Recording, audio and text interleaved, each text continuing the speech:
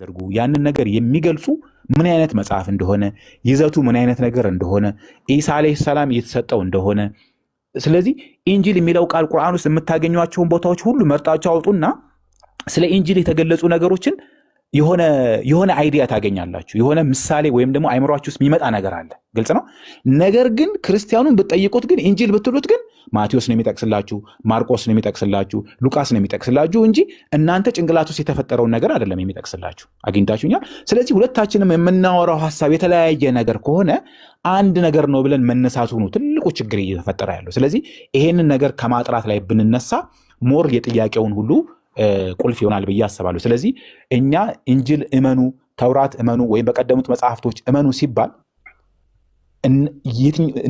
ስለነዚህ መጽሐፎች የተገለጸውን ነገር በቁርአንና በሐዲስ ምንድነው የሚለውን ነገር መጀመሪያ መረዳት መቻል አለብን ያንን ከተረዳን በኋላ ነው የነሱን ነገር ኮምፔር የምናደርገው እንጂ ቀደም ያህያ እንዳለው መጽሐፍ ቅዱስ የሚል ነገር የለም ቁርአን ውስጥ ለምሳሌ በግልጽ የተቀመጠ ማለት ነው ግልጽ ነው ስለዚህ በዛ መልክ ብናየው ሞር ነገሩን ክሊር ማድረግ እንችላለን ብዬ አስባለሁ ኢንሻአላህ شكرا جزاك الله خير استاذ ابو يسرا ምናልባት የተወሰነ አቡ ስለጀመረው በዛው ላስቀጥለው ነው የተወሰነ ሐሳቡ ላይ ሄዶበታልና አንደኛ ክሌማቸውን ያስቀመጥን በትክክል ምንድነው የሚለውን ለማየት እንሞክር አሁን ለምሳሌ የመጀመሪያው ኢስላሚክ ዳይሌማ የሚቀመጠው if the angel ወይንም the gospel is the word of God Islam contradicts it and Islam fails ነው የመጀመሪያው መከራከሪያቸው ይሄው ምንድነው ኢንጂል የሚባለው ነገር ወይንም መጽሐፍ የአምላክ ቃል ከሆነ እስልምና ይህንን ይቃርናልና እስልምና ይከሽፋል ነው በደንብ እሺ አሁን በደንብ እናስተውለውና እንየው የመጀመሪያው ኢንጂል የአምላክ ቃል ከሆነ ተባለ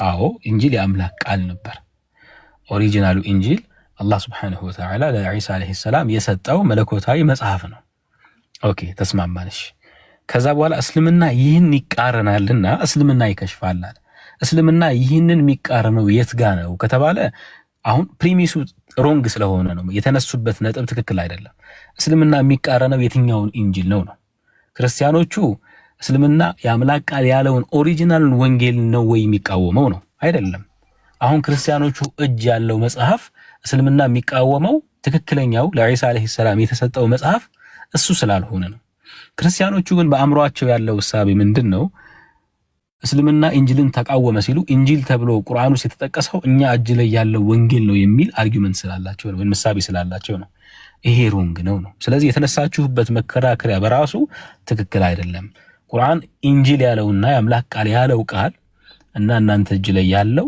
ሁለቱ በጣም ይለያያሉ ነው አይ ቲንክ ተረድታችኋል አይደል ገብቷችኋል ለምንድን ነው ይሄንን በዚህ መልኩ ልናብራራ የሚገባው የተወሰነ ነጥቦችን ያስቀመጥኩ ልቀጥልላችሁ የተወሰነ ፓርት ላሳያችሁና ወደ እናንተ አልፋለሁ እናንተም ጥያቄ ማንሳት ትችላላችሁ ኢንሻአላህ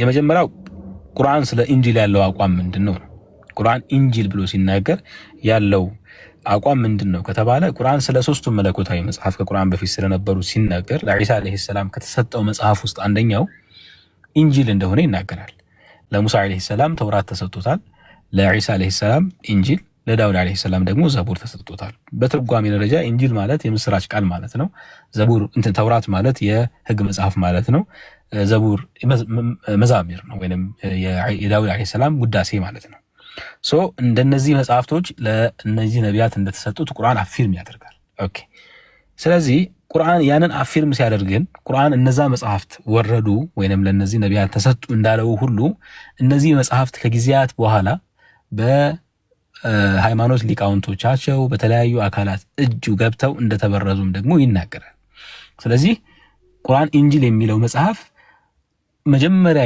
የነገረን በኢሳ አለይሂ ሰላም ላይ የነበረው መጽሐፍ ሳይሆን ከዛ በኋላ ኦሪጂናል ቅርጹን እያጣ በሰዎች እየተበረዘ የተወሰነ መለኮታዊ ቅሪት እንጂ ሙሉ ለሙሉ መጽሐፉ ኦሪጂናል ይዘቱን እንዳጣ ማለት ሙሉ ለሙሉ ኦሪጂናል እንዳልሆነ የተወሰነ መለኮታዊ ቅሪት ይኖረዋል መበረዝ ማለት ባይ ዲፎልት ምን ማለት ነው ሙሉ ለሙሉ መጥፋት የሚመስላቸው ሰዎች አሉ ክርስቲያኖቹ ልክ አንዳንድ ጉዳዮችን ከክርስትና ውስጥ ያሉ እስልምና ጋር የሚስማሙ ነጥቦችን ስናነሳ ሲያዩ እንደ መጽሐፍ ቅዱሱ ተበርዟል ብላችኋል ነበር እንዴ ይላል መበረዝ ማለት ኮምፕሊትሊ ቫኒሽ ማድረግ ማለት አይደለም መጥፋት ማለት አይደለም መበረዝ ማለት እውነቱ ከሐሰቱ መቀላቀል ነው አላህ ሊመ ተልቢሱ الحق بالباطل ይላል እውነቱን ከሐሰት ለምንድን ነው የምታለባብሱት የምታደበላልቁት ይላል ስለዚህ እውነትና ሐሰቱን መቀላቀል ማለት ነው ሰንበዲ መጥቶ ቡናውን ከወተት ጋር ቢያገናኘው ማኪያቶ የሚባል የሆነ የብርዝ የሆነ መጠጥ ይፈጥራል አይደል?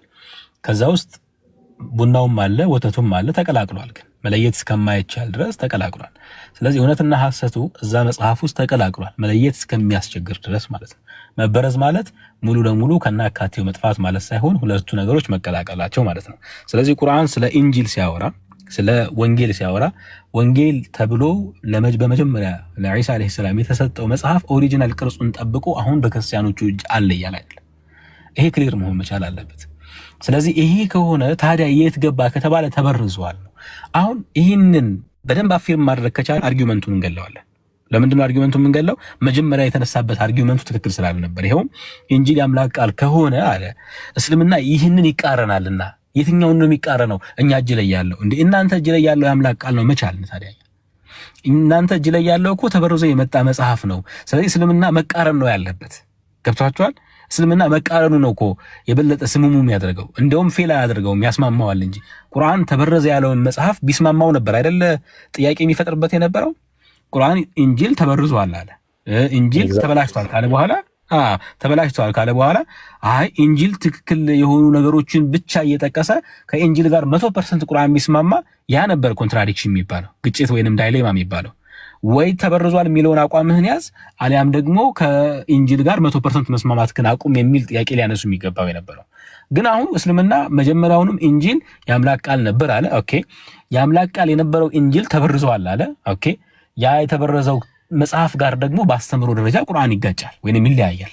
ስለዚህ ቁርአን ከዛ ትምህርት ጋር ራሱን መነጠሉ መጀመሪያም ተበርዟል ለማለቱ ማስረጃ ነው ማለት ነው። ስለዚህ ሙሉ ፕሪሚሱ እነሱ ካስቀመጡት አንግል አንጻር ነው የሚቃረነው እንጂ እስልምና ካለው እሳቤ አንጻር የሚቃረን አይደለም ማለት ነው። ይሄ አንደኛው የምትይዙት ነገር ነው። ሌሎች ሰዎችን እያስገባው ልግባ ብቻ እንዳላወራ ኢንሻአላህ። ሌላ ሐሳብ ካላችሁ አንሱ፣ በዚሁ ያብራራ ነው እንላለን ኢንሻአላህ። መርሐባ። ምናልባት አንዳንድ ጊዜ ሐሳቦችን በምሳሌ ማድረጉ የተሻለ ይመስለኛልና ለምሳሌ አሁን አንዳንድ ሰው በጣም ሌላ እንኳን አይደለም ክርስቲያን ቀርቶ ማለት ነው ሙስሊሙም ጋር አንዳንድ ጊዜ እንደኔ እንደ ሚስኮንሰፕሽን አለ ብዬ የምረዳው ነገር ምንድን ነው፣ ወይም ደግሞ ክርስቲያኖች የሚመስላቸው ነገር ማለት ነው ላይክ ነብዩ ሰለላሁ ዐለይሂ ወሰለም ከመጡ በኋላ ዲነል እስልምና እያስፋፉ መጡ። ኦኬ ይሄ አሰምሽን ምን አይነት አሰምሽን ይፈጥራል መሰላችሁ? ማለት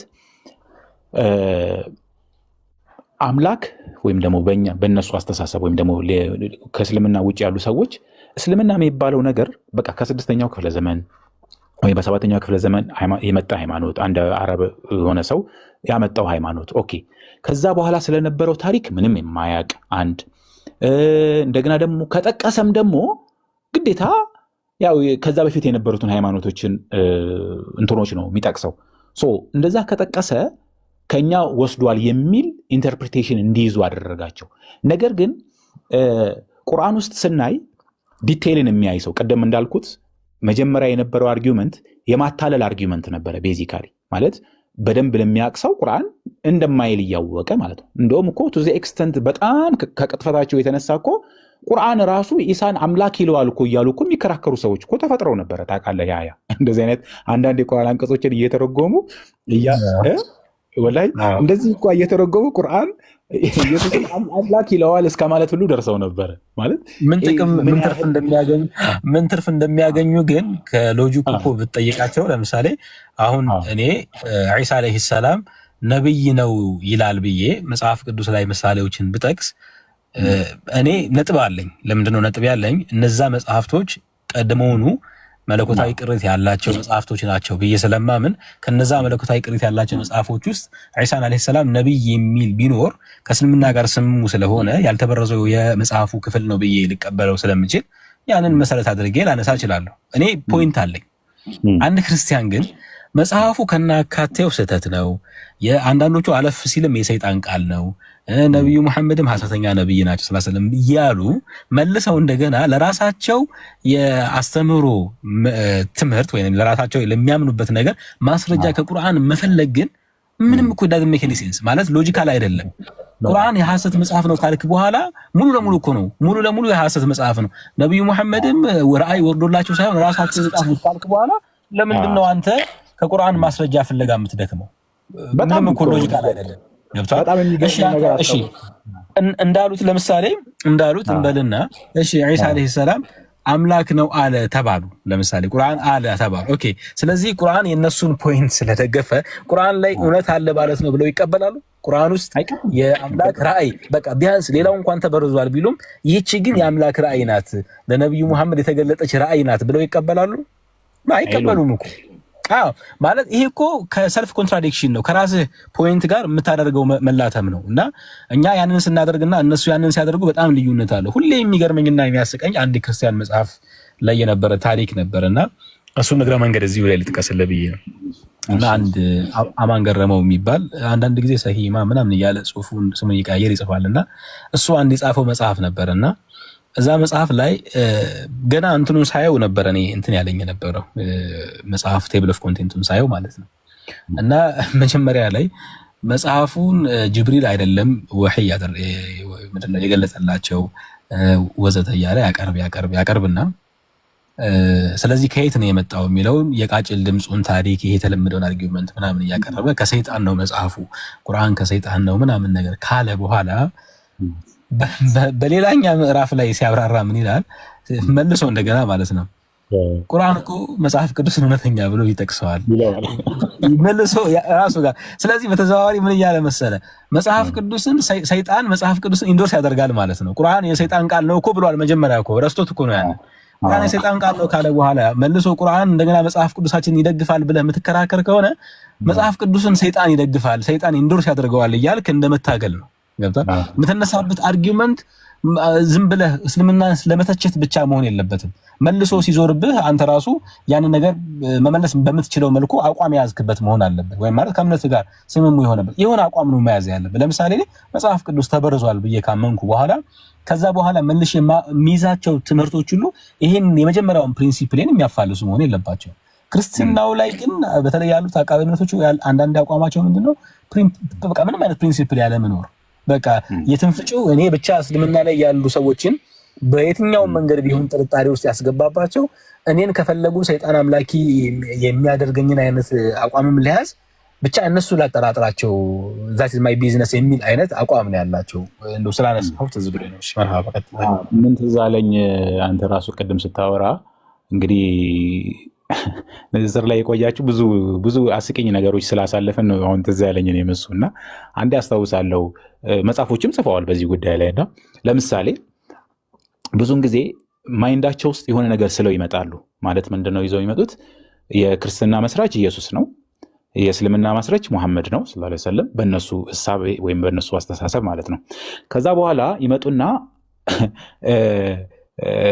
ኢየሱስን ከማይም በእነሱ አስተሳሰብ ማለት ነው የክርስትናውን ኢየሱስ ወይም አምላክን ማለት ነው በሌላ አነጋገር ከነብዩ መሐመድ ጋር ያወዳደራሉ። ትዝ ይላችሁ ከሆነ እንደምታውቁት ማለት ለምሳሌ ነብዩ መሐመድ ሞቷል፣ ኢየሱስ በህይወት ነው ያለው። ነብዩ መሐመድ እንደዚህ አድርጓል፣ ኢየሱስ ግን እንደዚህ አላደረገም። በቃ ወደ 10-15 ነጥቦችን ይዘረዝሩና ኮምፔር ያደርጓቸዋል። ከዛ አንድ ቀን ምን አልኩት አስታውሳለሁ፣ ቆይቷል በፊት ነውና ፌስቡክ ላይ ነውና ቆይ አንተ በክርስትናው ኢየሱስ ምንድነው አልኩት ስለው አምላክ ነው አለኝ። እና አይ እንግዲህ እኛ ጋር ደግሞ በእስልምናው ደግሞ ነብዩ መሐመድ ሰው ናቸው፣ ስለዚህ እንዴት አምላክን ከሰው ጋር ታወዳድራለህ አልኩት። ከዛ በኋላ በቃ በጣም ተበሳጨ እና እንደውም እኮ ልክ ነው እኮ እንዴት አምላክን ከሰው ጋር እናወዳድራለን ማለት ይሄ አርጊመንታቸው ግን ለምን ለማድረግ ነበር በእነሱ ቤት ልክ ነብዩ መሐመድን ዝቅ ለማድረግ ኢየሱስን ከፍ ለማድረግ ነው ኮምፔር እያደረጉ የሚያመጡት የሆነ የኢየሱስን ባህሪያቶችን እያመጡ ከቁርአንና ከመጽሐፍ ቅዱስ እያመጡ ኮምፔር የሚያደርጉት ማለት ነውና ቤዚካሊ እኔ አንዳንዴ ያስቀኛል አርጊመንቶቹ ሁሉ ማለት ነውና አሁን አንድ ሰው ለምሳሌ ማን እንደዚህ ያደረገ ታውቃለህ ይለዋል። አሁን ብዙ ጊዜ አይተው ከሆነ ማለት ነው ነብዩ መሐመድ ኢየሱስ እንደዚህ ያደርጓል እንደዚህ ያደረገ ታውቃለህ ይለዋል። እንዴት ስላቀ ይችላል? አምላክ እኮ ማለት ቤዚካሊ አይጠበቅም እኮ ማምጣትም አይጠበቅብኝም አምላክ ከሆነ ማለት ነው። ገብቷል አባባሌ? ላይክ አምላክ ከሆነ ሌላ እንደዛ ያደረገ አካል አሁን አምላክ የሚያደርገውን ነገር አላህ Subhanahu Wa Ta'ala ያለውን ባህሪ የሱን ስልጣን የሱ አይነት ያለው ሌላ አካል አለ እንዴ? የለም እኮ በቃ በእስልምናው ማለት ነው። ገብቷል?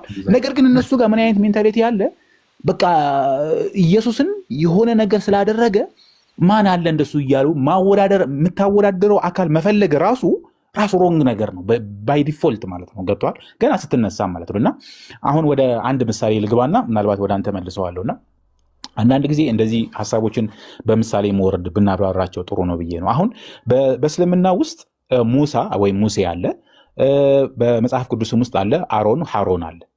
ኦኬ አሁን እነዚህ ሰዎች ሁለት ነቢያቶች ናቸው፣ በእስራኤል ህዝቦች የተላኩ ሰዎች ናቸው። እና እነዚህን ታሪኮች ሲያወራ እስልምና ምክንያቱም ሌላ ሃይማኖት አይደለም ማለት ምን ማለት ነው?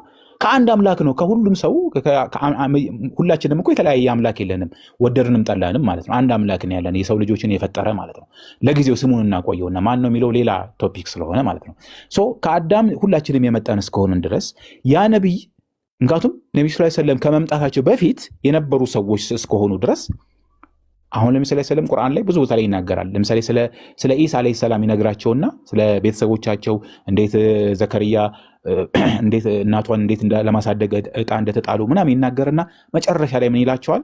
ይሄን ታሪክ የምንነግርህ ከሩቅ ወሬዎች ነው፣ አንተ በጊዜው ዕጣ ሲጣጣሉ በጊዜው አልነበርክም ይላቸዋል። you don't have any information about what has happened ይላቸዋል። ማለት ድሮ በዛን ጊዜ ምክንያቱም እሳቸው ገና ከጊዜ በኋላ የመጡ ሰው ናቸውና ይሄ የምንነግርህ የሩቅ ወሬ ነው፣ በጣም የቆየ መረጃ ነው፣ ኢንፎርሜሽን የምንነግርህ ብሎ ታሪኩን ነው የነገራቸው። the same thing አሁን ሙሴና አሮንን ብንመለከት ሙሳ ጋርና አሮን ጋር ተመሳሳይ ታሪክ ታገኛለህ። ፈርዖን ጋር መላካቸው፣ እዛ ከፈርዖን ጋር የነበራቸውን ትግል ምናምን ተመሳሳይ ሐሳቦች ኦልድ ቴስትመንት ላይና ታገኛለህ፣ ቁርአንም ላይ ታገኛለህ። ነገር ግን የሚለይባቸው ነገሮች ደግሞ አሉ። ቁርአን ማለት ነው አሁን ምን ማለት ነው የሚለይባቸው ነገሮች? ለምሳሌ አሮን በመጽሐፍ ቅዱስ ጣዖት እንዲያመልኩ ሙሳ አምላክን ሊያናገር በሄደበት ጊዜ ጣዖት እንዲያመልኩ ጥጃ እንዲያመልኩ ማለት ነው አቅልጦ ምናምን እንደሰራላቸው ይናገራል የመጽሐፍ ቅዱስ ታሪክ ማለት ነው። ቁርአን ግን ምን አደረገው? እዚህ ጋር የሱን ታሪክ አወጣውና ነው ሳሚሪ የሚባል ነው ይህንን ነገር ያሰራላቸው ብሎ አሮንን ከዚህ ነገር ምን አደረገው? ፍሪ አደረገው ወይም ደግሞ ነፃ አደረገው። ገብተዋል? ስለዚህ ምን ትረዳለህ? አሁን እዚህ ጋር ሆን ብሎ ነው ያደረገው ማለት ነው። ገብተዋል? አሁን የተፈለገው ከእስላሚክ አጣብቂኝ ጋር ምሳሌ ያመጣሁበት ለምንድን ነው? ይሄንን ኬዝ ለምሳሌ ብንወስደው አንተ ሆን ብለህ አሁን የቁርአን ኦተርሺፕ የቁርአን ጸሐፊ ለጊዜው እንስማማና ማንም ይሁን ግለሰብም ይሁን ገብቷቸዋል። ለጊዜው በቃ ዝም ብለን ለሐሳብ እንድንግባባ በእነሱ ሎጂክ እንሂድና አንድ ግለሰብ ነው የጻፈው ብላችሁ አስዩም አድርጉት። ይሄ ግለሰብ ግን ምን አድርጓል ነው? ወይም ደግሞ ኦተሩ ምን አድርጓል? ይሄንን ታሪክ ልክ ከመጽሐፍ ቅዱስ ወሰደው ወይም ደግሞ ቀደምት ከነበሩ አፈ ታሪኮች ወሰደና ነገር ግን እዚች ጋር ሲደርስ ምን አደረገው? ኤዲት አደረገው። ገብቷቸዋል? ሆን ብሎ ነው ያረመው። ዝም ብሎ አዶፕት አላደረገውም። ዝም ብሎ ሐሳቡን እንዳለ አልወሰደውም። ሆን ብሎ ቀየረው። ኢንቴንሽናሊ ቀየረው ማለት ምን ማለት ነው? ሆን ብሎ የቀየረውን ነገር መልሶ በዛ እመኑ ይላል እንዴ? እንዴት ነው ሊሆን የሚችለው? ሆን ብሎ እኮ ነው ሐሳቡን የቀየረው። አውቀህ አንተ ያስተካከልከውን ነገር ታሪኩን ያስተካከልከውን ነገር መልሰህ በዛ በራሱ ባስተካከልከው ነገር በተበላሸው ነገር እመን ተብያለሁ ብለህ እንዴት ነው ልትል የምትችለው? ሊሆን አይችልም። ይሄ ገብቷል? ስለዚህ ለዚህም ተመሳሳይ በጣም ብዙ አንቀጾችን ማምጣት ይቻላል፣ ብዙ ምሳሌዎችን ማምጣት ይቻላል። እና ይሄ ቁርአን ኮንፊርም ያደርገዋል ሲባል ይቆጣጠረዋል፣ እዛ ውስጥ ያሉትን ነገሮች ያርማል፣ ያስተካክላል፣ መረጃዎችን ሼፕ እያደረገ ያመጣል ነው ማለት እንጂ ሁሉ ነገሩን እንዳለ ኮፒ ፔስት አድርጎ አይደለም ያመጣው። ኮፒ ፔስትም አድርጎ ስላመጣ ነው እኮ ልዩነትም የተፈጠረው። ስለዚህ ሆን ብለህ ያስተካከልከው ነገር ተምታቶብሃል፣ ዝም ብለህ በገስ ነው ያስተካከልከው ተብሎ ሊገመት አይችልም ለማለት ፈልጌ ነው። መርሐባ ጀዛከላሁ ኸይራ። በቃ ኤኒሃው ሐሳቦችን ለመጨመር አስቤ ነበር። ትንሽ የመግሪብ ሰዓትም እየደረሰ ስለሆነ እኛ ጋር ወንድማችን አንድ ያነሳው ጥያቄ ነበረ ከላይ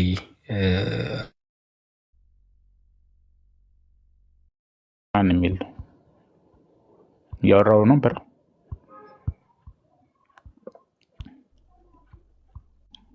አለ ያህያ ይሰማል።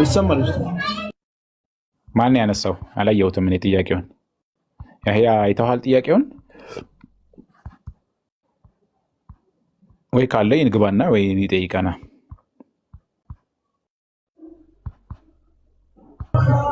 ኡስታዝ ያህያ ተቋርጧል መሰለኝ።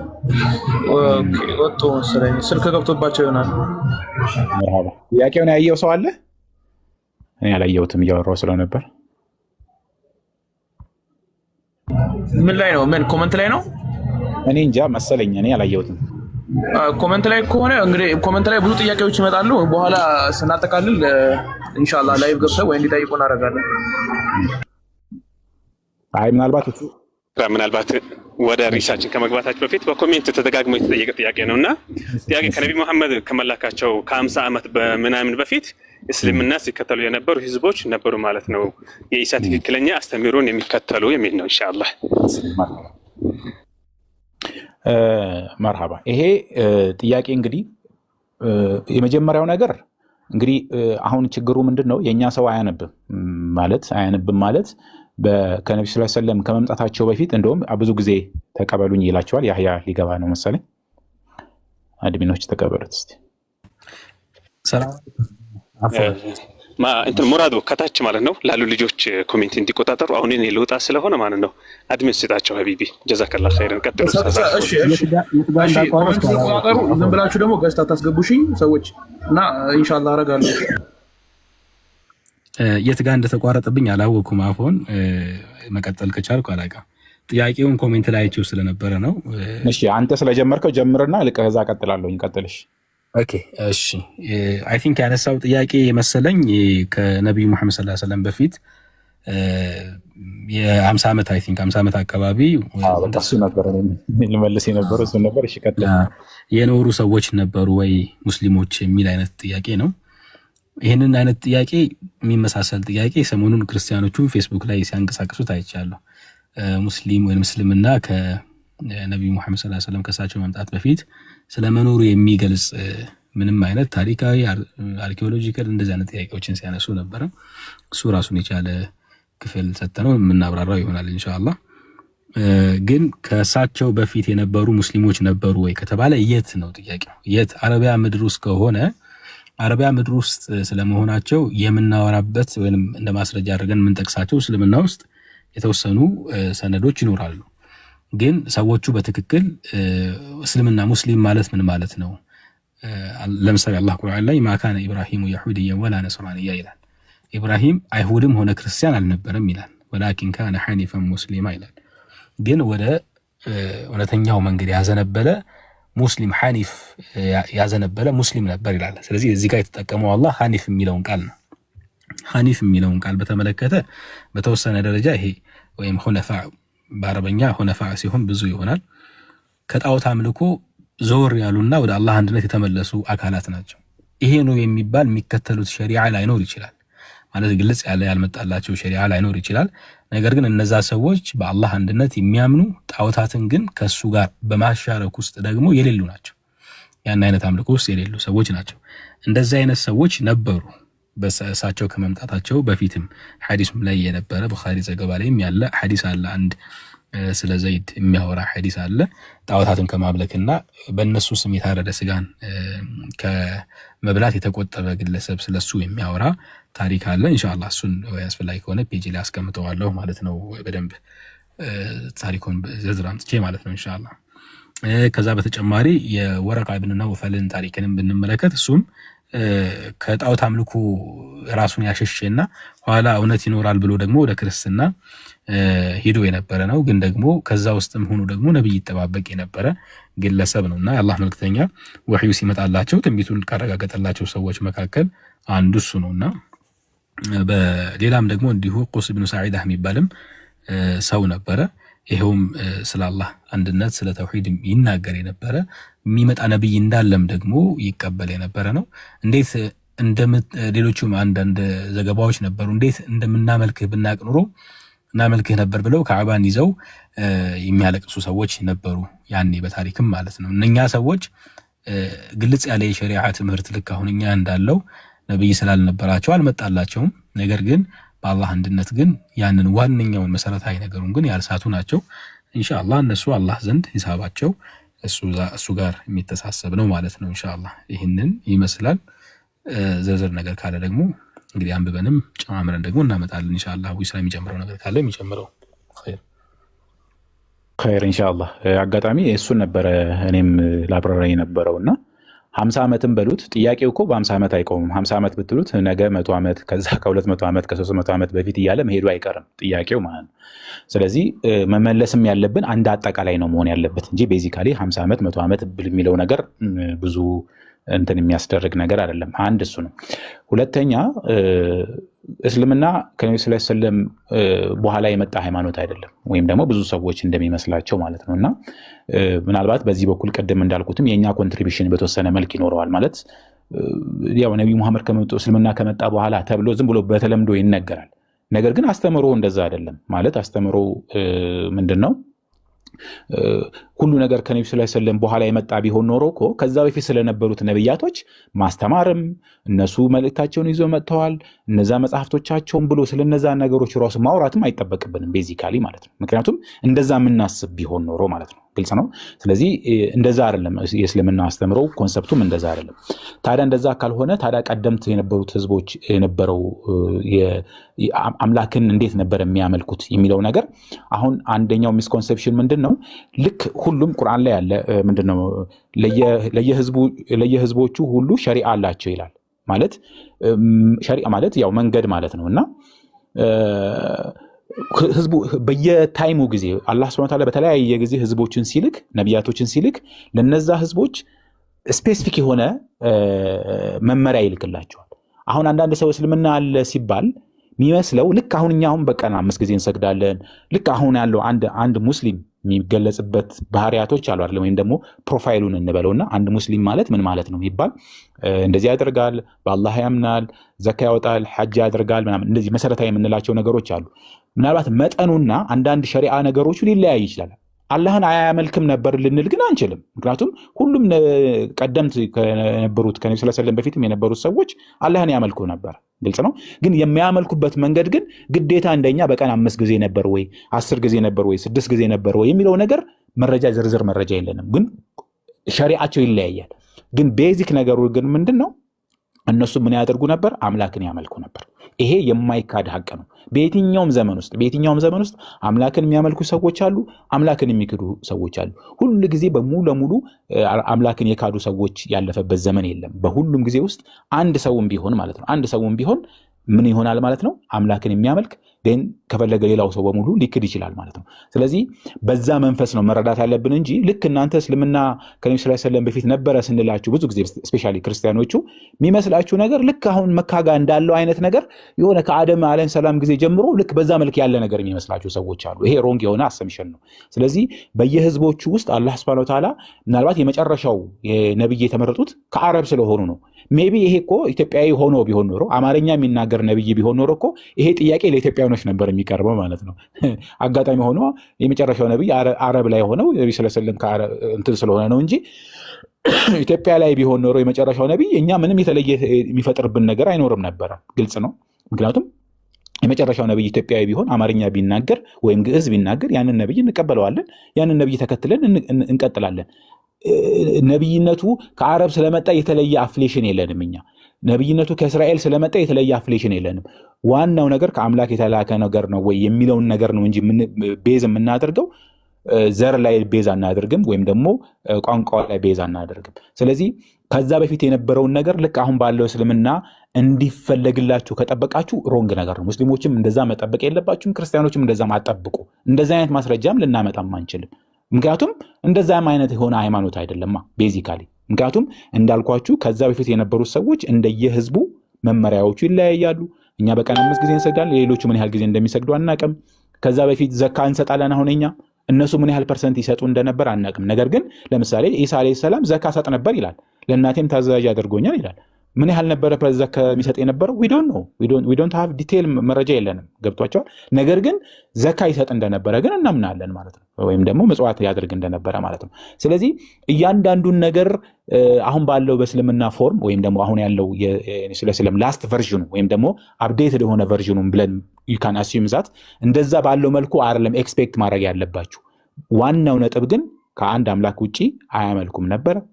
ነብያቶች ለሁሉም ህዝቦች ተልከዋል አምላክን እንዲያመልኩት አምላክ ነብዩ ሰለላሁ ዐለይሂ ወሰለም እንደታዘዙት ሁሉ እነዛም ነብዮች በየጊዜያቸው ህዝባቸውን አስተምረዋል የሚለው ነገር ነው በዛ ሴንስ ነው እስልምና ነበር የምንለው ታዛዥ ነበሩ ለአምላካቸው ታዛዥ ነው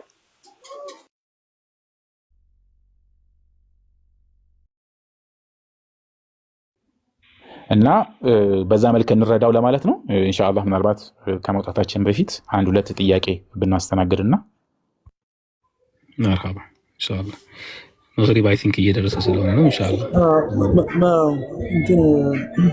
መግሪብ እየደረሰ ነው ድምጽ ምን አሰማ እንዳይዘረግፈ እሺ ኡስታዝ ቀጥሉሽ ወአለይኩም ሰላም ወራህመቱላሂ ወበረካቱ ሰልማን እንዴት ነህ ሀቢቢ ሰላም ነህ አልহামዱሊላህ ሰላም ነን እኛ ሰላም ወራህመቱላሂ ወበረካቱ እንዴት ናችሁ ኡስታዞች እንዲሁም ሌሎች ወንድሞች ደህና ናችሁ ወይ እንደምን አላችሁ ኡስታዝ አልহামዱሊላህ ሰላም ነህ አንተ አፊያን ሁሉ ሰላም አልহামዱሊላህ ለውጣለህ ኡስታዝ እንዴት ናችሁ ደህና ናችሁ ወይ ሁሉ ሰላም አልহামዱሊላህ ሁሉ ሰላም ሽክራን ሀቢቢ ሽክራን አላህ ይጠብቃችሁ ያ ረብ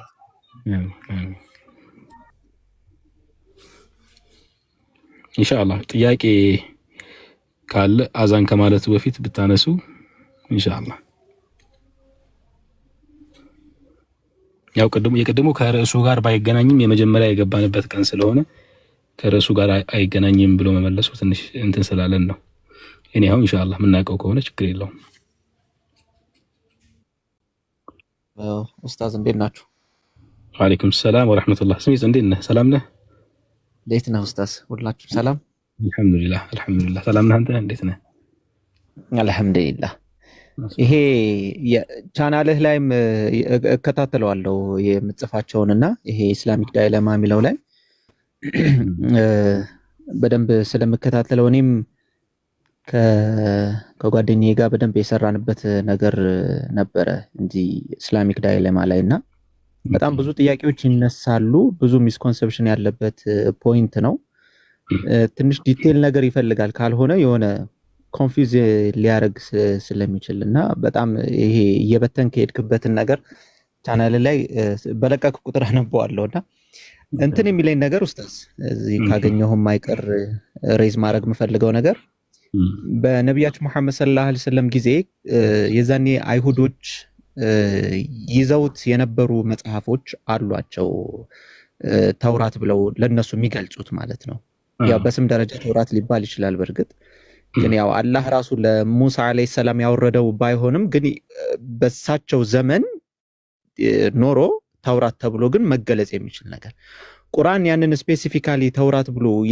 እየገለጸው እነሱን ሲወቅሳቸው ወይ ሲገስጻቸው እናያለን ወይ ያንን ተውራት ይያፋል ስለተቀባብኝና በነብዩ ሰለላሁ ዐለይሂ ወሰለም ጊዜ አይሁዶች ይዘዋቸው የነበሩ መጽሐፍቶች እንዳልክ ስለገባና አቋርጠኝ እሺ አሁን ትችላለህ ይሰባል ልቀጥል እሱ አንድ ድገምልኝ ከዛ በኋላ በነቢያችን ጊዜ ዘግቷል እሺ በነቢያችን ጊዜ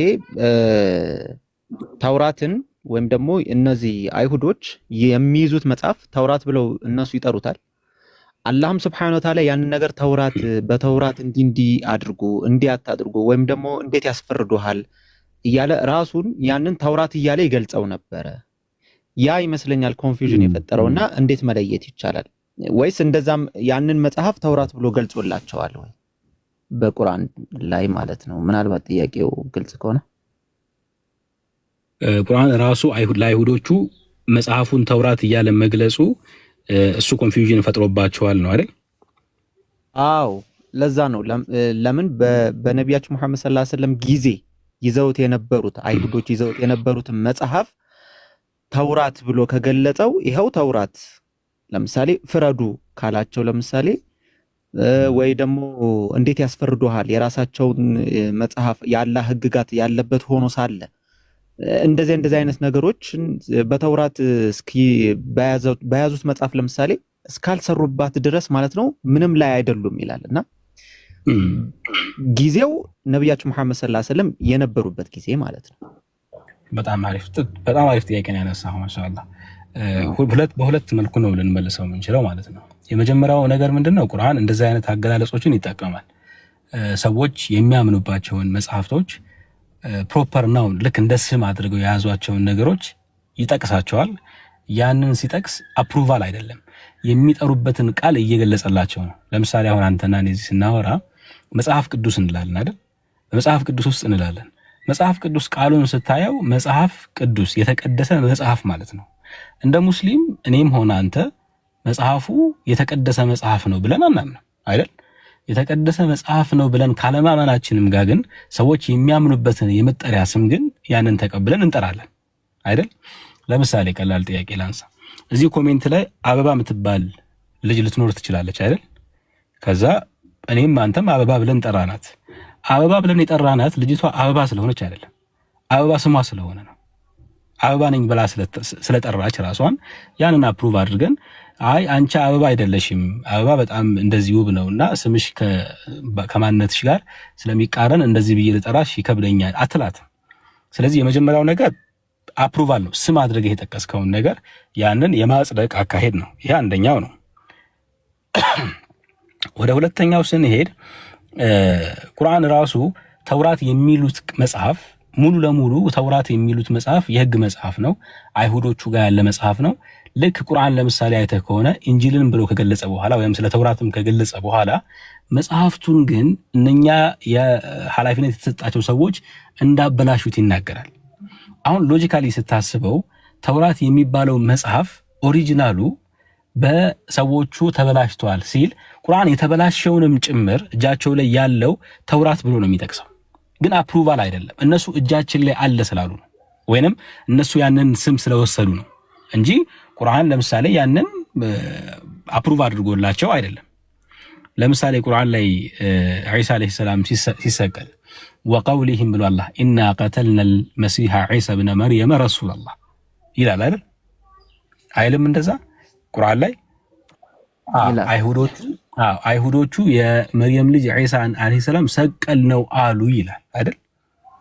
ኢንፋክት ግን አይሁዶቹ እንደዛ ይላሉ ወይ ነው ጥያቄው። ይላሉ አይሁዶቹ ማለት የመሲህ ነው የመርየም ልጅ ዒሳ መሲህ የሆነውን ሰቀልን ብለው ሊናገሩ አይችሉም። አንለስ ኤንድ አዘርዋይስ በሁለት መልኩ ካልሆነ በስተቀር አንደኛ በተደጋጋሚ ስሙ መጠሪያ ስለሆነ ያንን እንዲሁ እንደ መጠሪያ ወስደው ተናግረውት ሊሆን ይችላል፣ ወይንም ደግሞ ያሸፉ ሊሆን ይችላል። ያ አፕሩቫላቸው ግን ማመናቸውን የሚገልጽ አይደለም። ቁርአን ያምናሉ አላለንም እያለን ነው። ቁርአን ያምናሉ እያለን እንኳን አይደለም። ጀስት ስም ስለነበረ ያንን ዒሳ አለይሂ ሰላም የተጠቀመበት ስሙ ነበረ፣ ተከታዮቹ ይጠቀሙበት የነበረ ስም ነበረ። ያንን ስም እንደ ስም ተቀብለውታል ወይንም ተናግረውት ሊሆን ይችላል በአፋቸው ማለት ነው። ፕራክቲካሊ ስታየው ግን ባይቀበሉት በፍጹም አይቀበሉትም። ቢቀበሉት ነው ሊገሉት አይገባም ነበር አይደል? ስለዚህ ከዛ አንፃር ስያሜውን እነሱ ከማመን አንፃር ሳይሆን ስያሜው ስያሜ ስለሆነ እነሱ ዘንድ እንደ ስም ስለተጠቀመ እንደ ፕሮፐር ናውን ስለወሰዱት ያንን ተጠቅመው ሊጠሩት ይችላሉ እንጂ ቁርአን ለምሳሌ ያንን ተውራት ብሎ ሲገልጽ ተውራት ነው ያለን ስላሉ ሌላ ስም ሊሰጠው አይችልም። እጃቸው ላይ ያለው የጠሩት ያንን ስም ስለሆነ ማለት ነው። እኔና አንተም ዛሬ ለምሳሌ መጽሐፍ ቅዱስ እንደዚህ ነው እንደዚህ ያለ ስንል መጽሐፍ ቅዱስ ስንል ቅዱስ እያልነው አይደለም። ጀስት መጠሪያ የሆነን አካል ትጠራዋለህ፣ አፕሩቭ ትሰጠዋለህ ግን ማለት አይደለም። ስለጠራኸው ያ ሰው ግን መጠሪያዬ ነው ስላለ አክብረታ በዛ መልኩ ትጠራዋለህ እንጂ ለምሳሌ እኔ አንድን ሰው መጋቢ ሐዲስ እገሌ ብዬ ስጠራው መጋቢ ሐዲስ ነው ብዬ እያመንኩ አይደለም።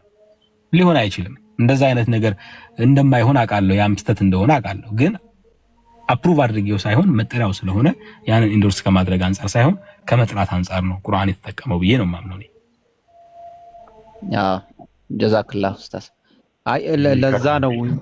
እሺ ኡስታዝ አፎን ስሚዝ በጣም ጥሩ አድርጎ ነው ያህያ የገለጸውና ማለት በእነሱ ቦታ ሆነ እኮ ስታስበው ኤ ኢዝ ኢኳል ቱ ቢ ዜን ቢ ኢዝ ኢኳል ቱ ሲ ከተባለ ሶ ነሰሰርሊ ኤ ኢዝ ኢኳል ቱ ሲ መሆን አለበት የሚል አርጊውመንት ነው ማለት ተጠቀሙበት ተውራት ብሎታልና ሌላ ቦታ ላይ።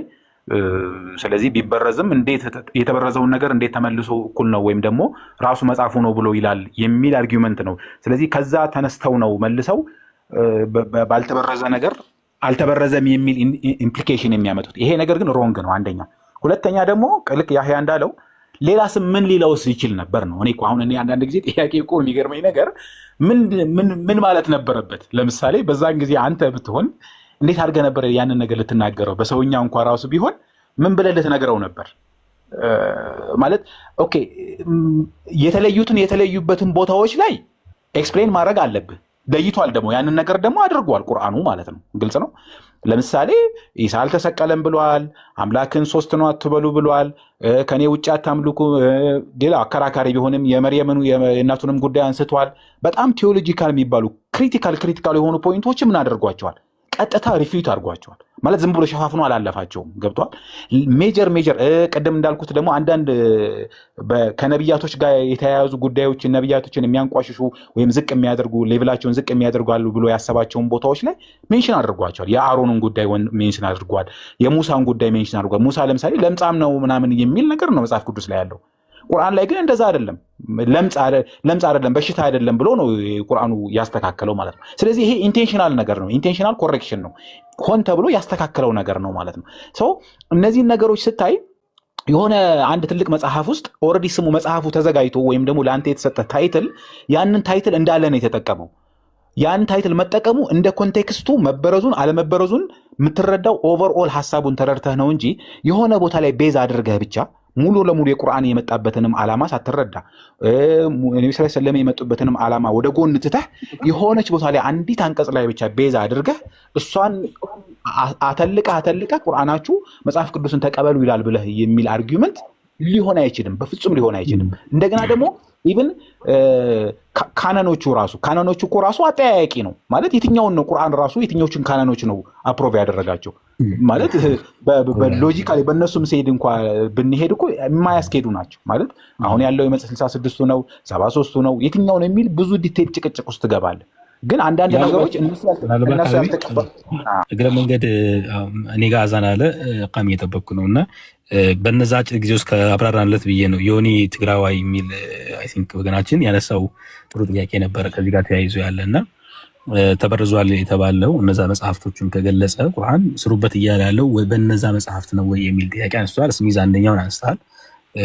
አንደኛ በነብዩ መሐመድ ሰለላሁ ዐለይሂ ወሰለም ነብይነት የሚገልጹ መመሪያዎች አሉ። እነዛን መመሪያ ተቀበሉ አትደብቋቸው ነው አንደኛው ትምህርት። ሁለተኛ ነገር ደግሞ ሸሪዓን ወይንም ህግጋትን በተመለከተ የነበራቸው አቋም ነበር በአይሁዶቹ ዘንድ ማለት ነው። መዲና ላይ ነብዩ መሐመድ ሰለላሁ ዐለይሂ ወሰለም ነበሩ፣ የመዲና አስተዳዳሪ የነበሩት ነብይም ነበሩ፣ መዲናንም ያስተዳድሩ የነበሩት እነሱ ናቸው። በእርግጥ ሸሪዓዊ በሆነ ጉዳይ አይሁዶቹ ራሳቸውን የሚያስተዳድሩባቸው መንገዶች ነበሩ። ግን አይሁዶቹ ያችን ክፍተት በመጠቀም ምን አይነት አካሄድ ይሄዱ ነበር? ለምሳሌ ከነሱ መካከል የተከበሩ ወይንም ከፍ ያለ ስም ያላቸው ሰዎች በሆነ አጋጣሚ ወይ ዝሙት ሊሰሩ ይችላሉ፣ አሊያም ሊያስወግራቸው የሚችል ተግባራትን ሊሰሩ ይችላሉ። ስለዚህ በኦሪት ህግ እንፍረድ ቢባል ወይንም በዛ በኦሪት እንስራበት ቢባል እነዛ ሰዎች አጣብቂኝ ውስጥ ሊገቡባቸው ነው። ስለዚህ ምን ያደርጋሉ? እስኪ እንሂድና ነብዩ መሐመድ ሰለላሁ ዐለይሂ ወሰለም እሳቸው ጋር እንሂድና የሆነ ቀለል ያለ ነገር ካገኘን እሱን ካች እናድርግ፣ እሱን እንውሰድ የሚል አርጊውመንት ነበራቸው። ከዛ ይመጡና ለምሳሌ ለየት ያለ ህግ ይፈልጋሉ፣ ቀለል ያለ ወይ ግርፋት ካሏቸው በቃ ያንን ይተገብራሉ። መጽሐፍ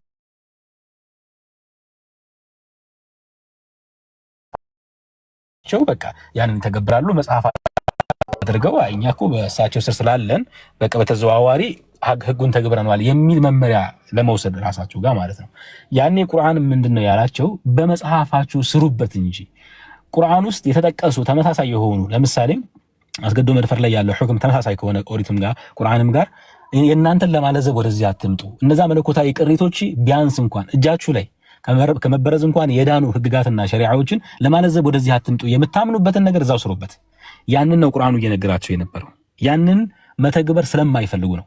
ያንን መተግበር ስለማይፈልጉ የሆነች አጣብቂኝ ለማለፍ ብለው ነው ወደሳቸው የሚመጡት። ስለዚህ ቁርአን ስሩበት የሚላቸው እሳቸውም ጋር ቢመጡ ህክሙ ተመሳሳይ ነው። እነሱ ጋር የደበቋትም ነገር ያቺ ነገር ይታወቃል፣ አላህ ያቃታል። ስለዚህ በመጽሐፉ ስሩበት፣ እዚህም ጋር ያለው እዛም ጋር ያለው ኦልሞስት በሸሪዓ ደረጃ ተመሳሳይ ስለሆነ ያንን ነው ቁርአን እያዘዘ ያለው ማለት ነው። አላኩል ሐል ይሄንን ይመስላል። አቡ የምጨምረው ነገር ካለ? አይ ጥሩ አድርገው አብራርተዋል። ያው ወንድማችን ለካ ሙስሊም ነው ያው ነው እንዴ? አላወኩም ወላሂ አላወኩም ነበር። ኤኒዌይ ዞሮ ዞሮ እኛ ሙስሊም ስለጠየቀው ክርስቲያን ስለጠየቀው አይደለም እኛ መመለስ ያለበትን ነገር። አሁን ስሚዝ ያነሳው ጥያቄ ክርስቲያኖቹ የሚጠይቁት ጥያቄ ነው። ግን አንዳንዴ ምንድነው ችግሩ?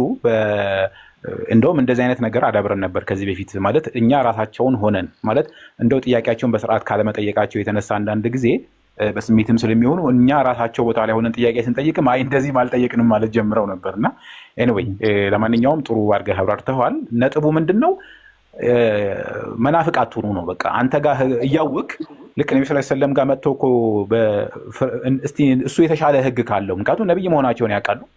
ከተቀበሉ በኋላ እስቲ እንደው ይሄ ሰውዬ አምላክ ነብይ ነኝ ይላል እንደው ምናልባት የተለየ ህግ ካለው ዝሙት የሰራ ሰው ስፔሲፊካሊ ስለ ዝሙት የሰራ ነው መጥተው የጠየቁት ህግን የተመለከተ ነገር ነው። ስለዚህ አላህም የተናገራቸው ምንድነው እናንተ ጋር ቀደም ብዬ በላኩላችሁ መልእክት አሁን ፖይንቱ ምን አይደለም እዚህ ጋር በእጃችሁ ያለው መጽሐፍ በረዛችሁታል አልበረዛችሁትም አይደለም ፖይንቱ።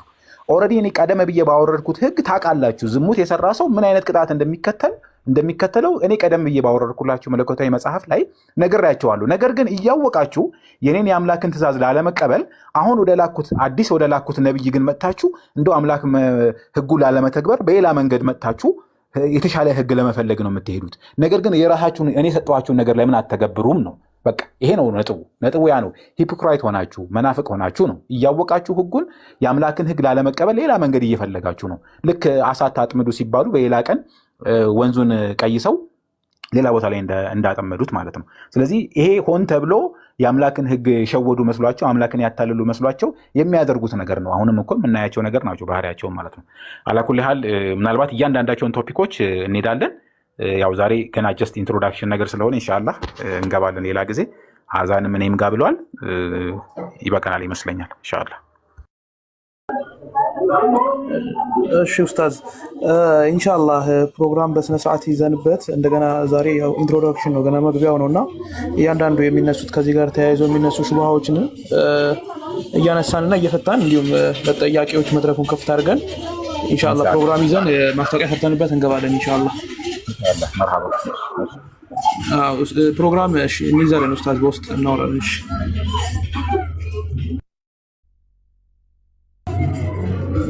እሺ እንውጣ መሰለኝ። ሰላም አለይኩም ወራህመቱላሂ ወበረካቱ። ኢንሻአላህ ፕሮግራም ይዘን ማስታወቂያ እናወጣለን። ከዛ በኋላ ምንገባ ይሆናል። መግሪብ የደረሰ ነው ብዙዎች ጋር። ሰላም አለይኩም ወራህመቱላሂ ወበረካቱ።